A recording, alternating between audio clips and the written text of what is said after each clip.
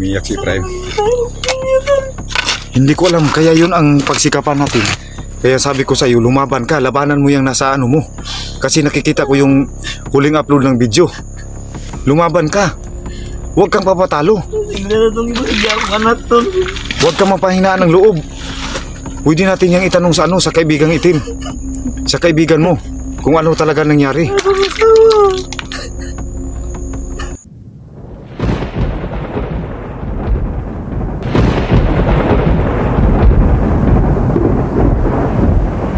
Huwag ka, Tol. Huwag! Huwag! Huwag mong gawin yan! Huwag mong gawin yan!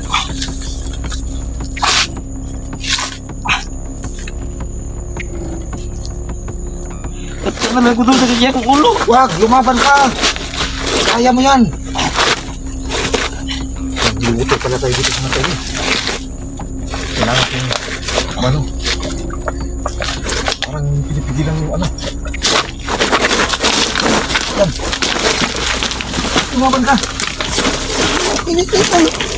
Lumaban ka! Yan mga kayo na init na dito. Bangun! Bangun! Bangun! Makakatulong ka sa'yo! Bangun ba? Bangun! Bangun, Tol! Baka makbutan tayo dito!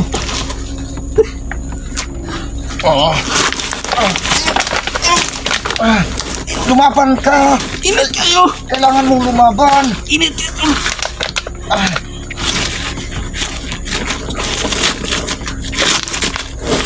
Yan, ayaw umano yung ulibutin mga kailan. Ayaw, Tol! Ayaw! Init kayo! Init kayo! Lumaban ka! Ilabay na! Ayaw! Lumaban ka! Init kayo!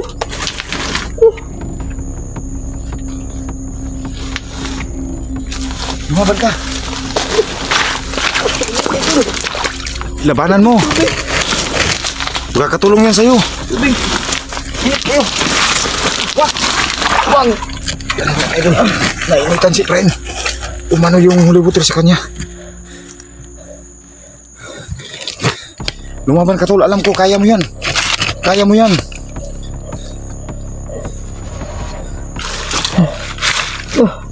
Init kayo! Yan. Parang may masmasan si Efraim. Pero nainitan siya sa hulibutin. Magsama ko, Tol. Hindi ko alam.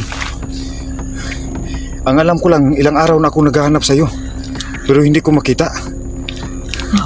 Inuna ko muna yung ano. Ay, palayo na sa water. Wala na, tinapon ko na. So yan, nilinglang ko mga kaidolo. Sinabihan ko siya na tinapon ko ng water, pero andito pa rin sa akin. Kasi ano, panlaban ko to sa kanya. Kasi yung agimat, yung bisa ng itlog ng tulabong, hindi ko pa alam. Ang alam ko lang dito yung tagulilong. Ayos kong water, Tol. Wala na, wala na. Wala na. Lumaban ka para sa pamilya mo. Kaya mo yan. Wala ang sakit, Tol. Yan. Kailangan tayong makaalis dito para hanapin yung pamilya mo. Hindi tayo titigil. Kung pamilya. Yan. Asap lagi utang. So yan mga kaidolo. So yan mga kaidolo. Sa lahat ng sumusubaybay kay Efraim. So sa wakas mga kaidol, nakita ko na yung kapatid ko pero parang wala sa sarili. So yan, umiyak si Efraim. Hindi ko alam, kaya yun ang pagsikapan natin. Kaya sabi ko sa iyo, lumaban ka, labanan mo yung nasa ano mo. Kasi nakikita ko yung huling upload ng video. Lumaban ka. Huwag kang papatalo. Tingnan na itong iba akong anak, Tol. Huwag kang mapahinaan ng loob. Pwede natin yung itanong sa ano, sa kaibigang itim. Sa kaibigan mo, kung ano talaga nangyari. Lumaban ka, lumaban ka. Huwag kang patalo, Tol. Alam ko matapang ka. Ayaw.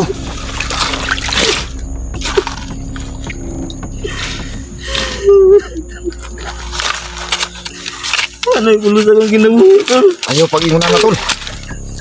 Tayo na. Wala sabi nila ko diri uli na yung pamilya ayaw pa nandun sa kuha. Ayaw, di ta ka pwede biyaan diri. Yung nanay at tatay natin nag-aalala rin sa'yo. Kani bala na mama tol. Unat. Dili lagi pwede. So yung mga kaidol, no? So hindi ko pwedeng iwanan yung kapatid ko dito. Ikaw ko masih kita lang kung Sama-sama na kami mga kaidol sa sa hirap at sa ginawa mga kaidol. Kailangan kong yung kapatid ko para sa pamilya na. So tutulungan ko siyang Ayun na. Yan na lang ko tol. Wag, wag. Wala akong pamilya tol. Wag, may pag-asa pa. Hanggat hindi pa nakikita yung bangkay nila. Hanggat wala pa sa mga balita. Naku, may mabuhay tol. Gipatay na ko nila ganun. Nabuhay pa man ko. Yun ang alamin natin. Kaya lumaban ka. Hindi ko gusto mapamak akong pamilya pati mama tol. Huwag ka mapanghinaan ng loob. Kaya kailangan mong lumaban. Labanan mo yung nasa katawan mo. Labanan mo.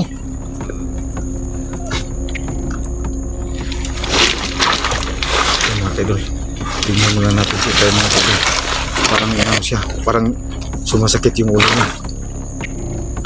Labanan mo yan, labanan mo.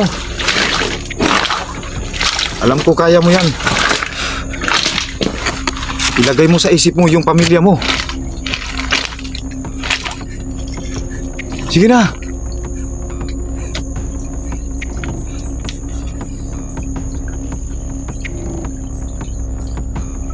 Yan, parang pahinga siya mga kaidol. So babantayan na po natin para so kailangan kong si Prime dito. Hindi ko pwedeng iwan siya. So tingnan niyo mga kaidol kung ano ang nangyari sa kapatid ko. Tayo na tol. Labanan mo yung nasa katawan mo.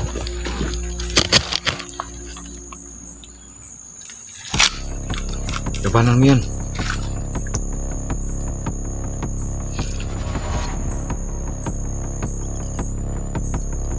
Labanan mo yan tol. Parang wala sa sarili.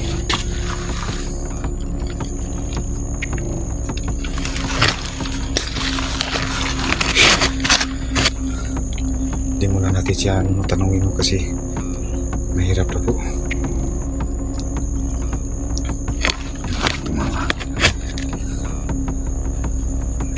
So, yes, sa mga pangyayari mga kaidol, nakakano pong isipin. Mahirap po talaga. Yan. So yan, parang naano na si Prime. Pero alam ko yung yan, nasa isip niyan. Kasi yung huling upload ng video ng Bandido, may ritual na nangyari.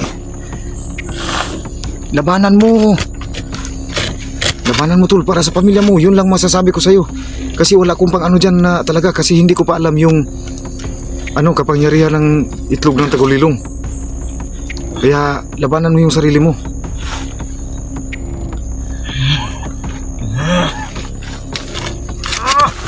Lumaban ka.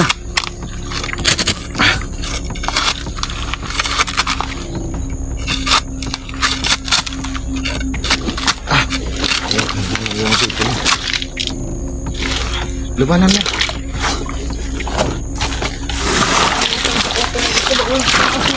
Mga kaidol, natatakot siya sa holy water. Natatakot si Prime sa holy water mga kaidol. Kaya hindi ko kayang tingnan yung kapatid ko. Tago ko na lang muna ito. Alam ko malalabanan niya yan. So hintayin na natin yung mga kaidol para maano siya. Alam ko kayang kaya yan ni Prime.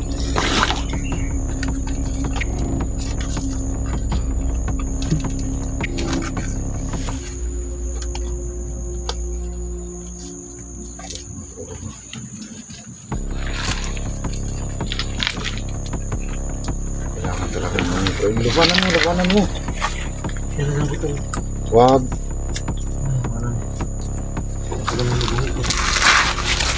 Tiniis ko yung mga kahit anong nasagupa ko para makuha ko yung ng tagulilong.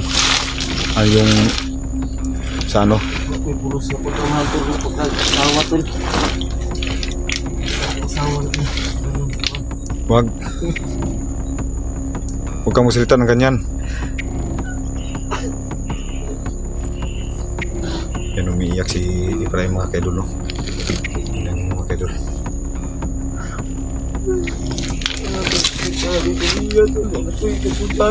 Hanggat hindi pa nakikita yung ano niya, huwag tayong mapanghinaan ng loob. Kakayanin mo yan. Kakayanin mo yan. Hindi na ko kaya tol. Hindi ka na lang ang rason sa utang na buhay. Tapos wala pa yun. Iba na lang ko sila tol. Mga bagyo mo. Yaw. Kailangan pa nating, paano ako makagagalaw kung hindi mo kayang labanan yung sarili mo, yung nasa katawan ano mo? Paano natin mahanap yung anak mo tsaka yung asawa mo? Ano yung pamilya, ayaw na lang ko na. Kailangan mong lumaban. Ayaw iparehas yung pamilya sa kuwatol. Sama-sama tayo dito hanggat makita natin yung asawa mo. Yan, tumawa.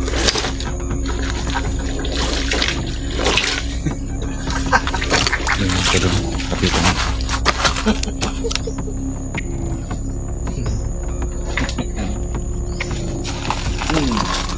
Hintayin lang natin maano yan, siyempre kaya huwag na natin muna kung galawin.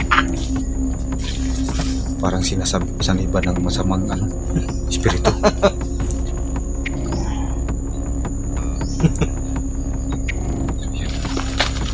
Kaya doon, kailangan bantayan yung kapatid ko bago siya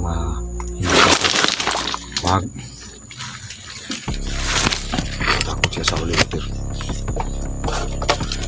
Pag hindi ka ano, ang kita nito, tawanan mo yun. Hindi ka makaano sa akin.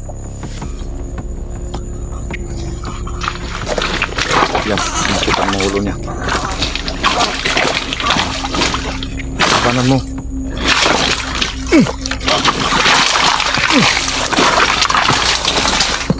Yan. Nakala talaga siya mga kaya.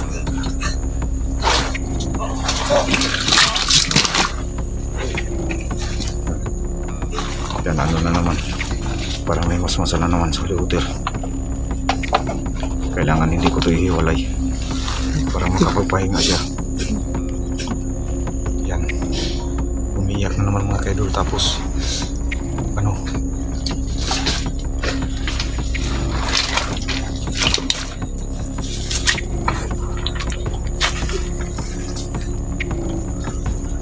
kailangan ko mag-isip ng paraan ito mga kaidol kasi ano talaga, umiyak na naman mga kaidol. So yun mga kaidol, abangan nyo yung mga susunod na kabanata nitong pangyayari namin ni Efraim mga kaidol, hanggat hindi pa kami nakalabas dito sa bundok.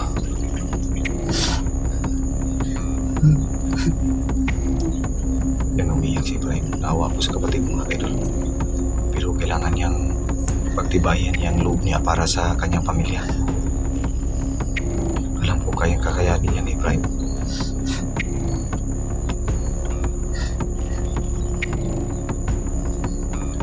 Parang ano na yung mas masali, parang naano sa Hulu Hotel.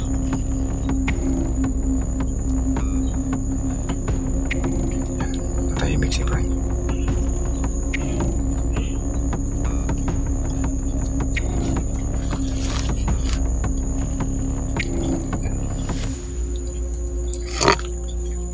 Paligid mga kaidol.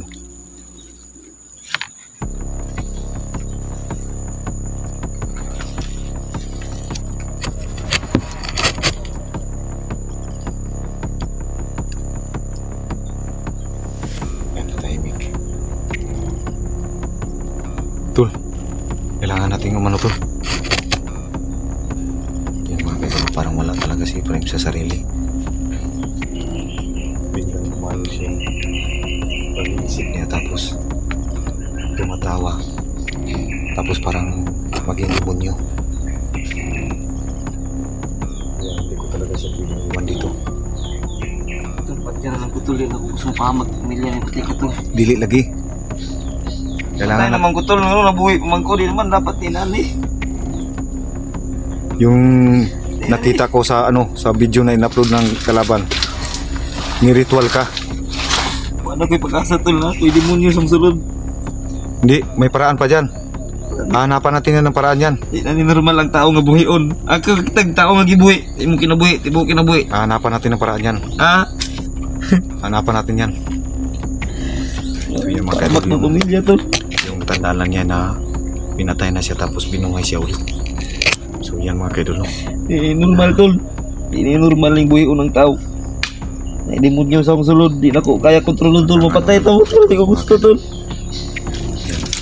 Isa pa wala na akong pamilya. Wala na pag-asa. Wala na tol kon.